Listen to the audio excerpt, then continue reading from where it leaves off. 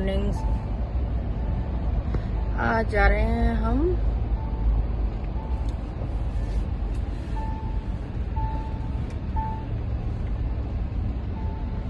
सत्संग में, क्योंकि आज कल थी, परसों शुभम का जन्मदिन था, कल थी वो मेरे जेठ जी और जेठानी की शादी की सालगिरह, उसी के उसमें सत्संग करा रहे हैं, जहाँ उनका वो है मौजपुर में। ठीक है गाइस, मैं मोंटी, ये सन्नी यार थोड़ी देर पहले निकल चुके हैं, वहीं मिलेंगे। और सुनाओ गाइस, कैसे है? सुबह सुबह का तो मौसम अच्छा है बाहर, घर में तो बहुत गर्मी है, बहुत ज़्यादा। और बताओ गाइस, आप कैसे हो? मैं ठीक हूँ। कल भी ब्लॉग नहीं आया, आज आएगा।